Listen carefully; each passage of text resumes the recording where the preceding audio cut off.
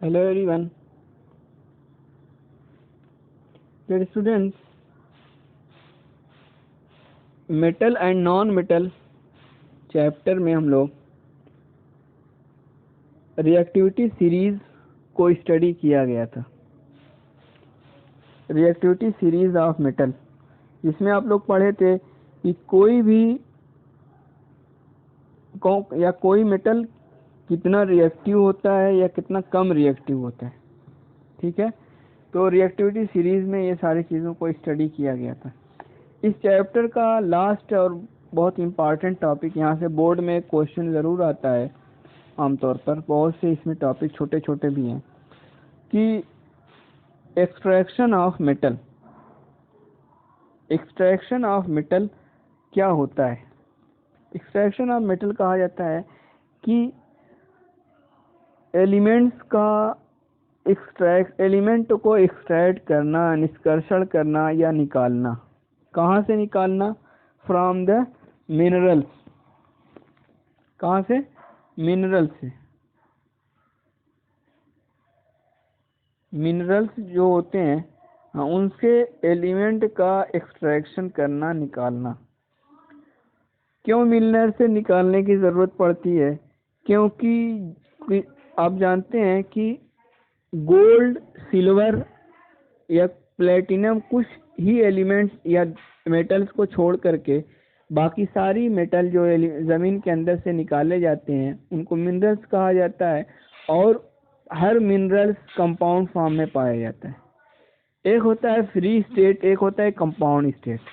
जैसे गोल्ड और सिल्वर क्या है, ये फ्री स्टेट में पाए जाते हैं कि नेचर में गोल्ड और सिल्वर किसी से रिएक्शन करके कंबाइंड फॉर्म में नहीं रहता है।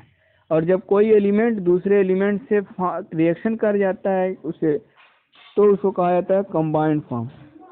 तो जितने भी मेटल्स हैं, गोल्ड और सिल्वर, प्लेटिनम को छोड़ करके, वो सब की सब कंबाइंड फॉर्म में पाए जाते हैं। तो कंबाइंड फॉर्म में होता है, तो उनको प्योर फॉर्म में निकालने के लिए उनका एक्सट्रैक्शन करना पड़ता है। और ये एक्सट्रैक्शन कई मेथड से होता है और इसमें बहुत सारे स्टेप्स होते हैं। ठीक है, उन्हीं की स्टडी हमको इसमें करना है कि खास तौर से आपको एल्युमिनियम और कॉपर के एक्सट्रैक्शन मेथड को इसमें स्टडी करना है। आप जानते हैं कि पीरियोडिक टेबल में 92 एलिमेंट्स जो होते हैं वो क्या हैं? मेटल्स हैं। और इसमें ज़्यादातर आपको कंबाइंड स्टेट में मिलते हैं, बहुत कम ऐसे रहते हैं जो फ्री स्टेट में मिलते हैं। और अर्थ क्रस्ट, ज़मीन के अंदर से ये निकाले जाते हैं या समुद्र से निकाले जाते हैं, सी से। इनका ये मेन सोर्स होता है। और कोई भी चीज़ जो ज़मीन के अंदर से निकाली जाती है उसको मिनरल्स कहा जाता है। ठीक है। तो जैसे कि कोई भी एलिमेंट नेचर में अगर अपने प्योर फॉर्म में पाया जाता है तो उसको कहा जाता है ये फ्री स्टेट है। ठीक है।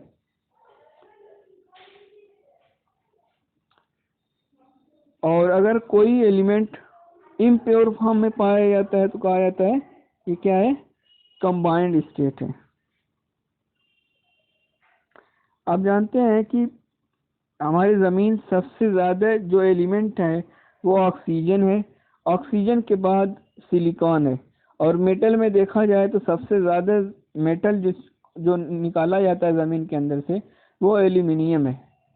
और एल्यूमिनियम के बाद आयरन आता है, दूसरा सबसे इम्पॉर्टेंट मेटल। और उसके बाद कैल्शियम आता है, सॉफ्ट मेटल है ये।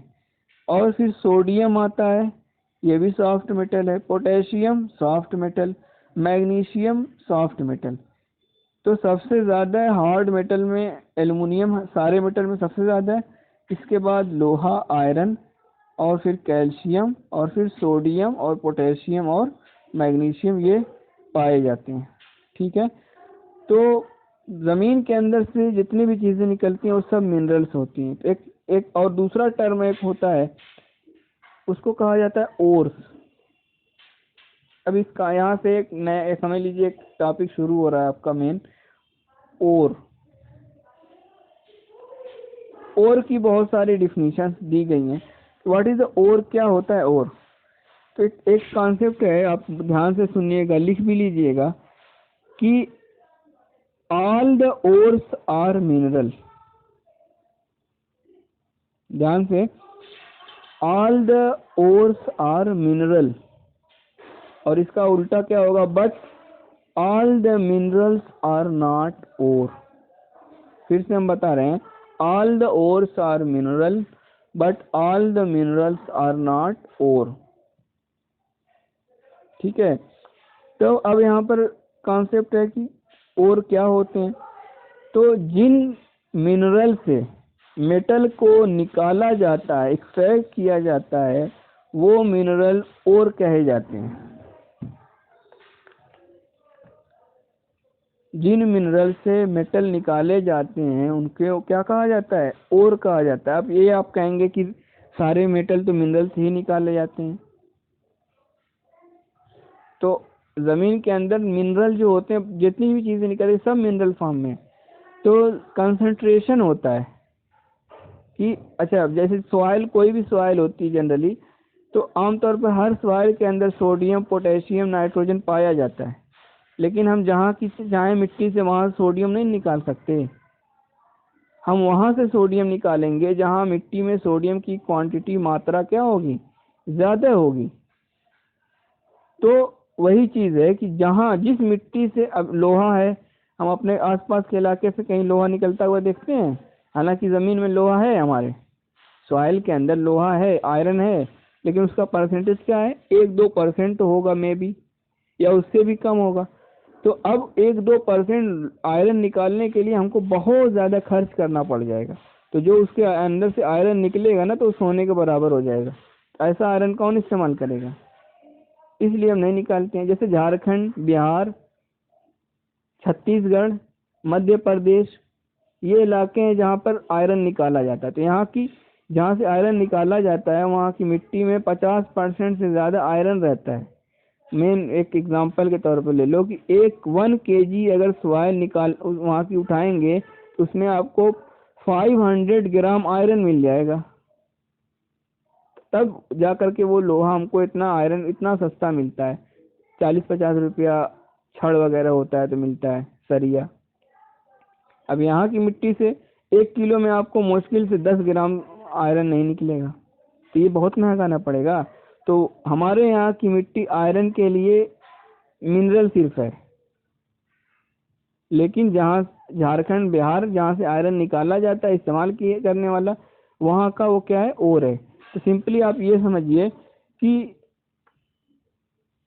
easily and low cost mineral obtained, minerals occur from the, metals are occur from the minerals easy and low cost is called ore।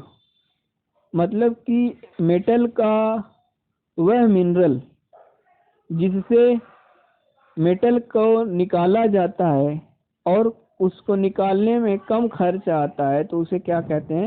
ओर कहते हैं। ओर जो होते हैं कई तरह के होते हैं, जैसे एक होता है नेटिव ओर, एक होता है सल्फाइड ओर, और हैलाइड ओर, कॉम्प्लेक्स ओर, इस तरह से। अब इनका नाम किस बेस पर रखा गया है? जिस ओर में, जिस अयस्क में या ओर में जिस तरह की इम्प्योरिटीज पाई जाती है, उसका नाम उसी से रख दिया जाता है। नेटिव ओर का मतलब क्या होता है कि ऐसे ओर जिसमें इम्प्योरिटी जो है वो सॉइल, मिट्टी, सैंड या रेत जिसको कहा जाता है, रॉक्स, पार्टिकल्स, ये होते हैं, तो उसको नेटिव ओर कहा जाता है। सल्फाइड ओर किसको कहते हैं? जिसमें सल्फर की इम्प्योरिटी पाई जाती है, जैसे जिंक जो है सल्फाइड ओर से निकाला जाता है, ZnS। ठीक है, ZnS ये क्या है? सल्फाइड ओर है। ठीक, इसी तरह से कार्बोनेट ओर होता है एक, तो इसमें CO3 होता है। हैलाइड ओर होता है जैसे KCl। हैलाइड ओर क्या है? KCl। यहाँ पर K के साथ इम्प्योरिटीज क्या है? Cl है, और Cl मतलब हाइड्रोजन होता है, ClBr, I और F, इनको हैलोजन कहा जाता है। तो ये जिसके साथ रहते हैं उनको हैलाइड ओर कहा जाता है। कॉम्प्लेक्स ओर, जिसमें बहुत सारी इम्प्योरिटी एक साथ पाई जाती हैं, उनको कॉम्प्लेक्स ओर कहा जाता है। ठीक है, हाँ, तो ये है कॉम्प्लेक्स ओर और हैलाइड ओर और सल्फाइड ओर और नेटिव ओर।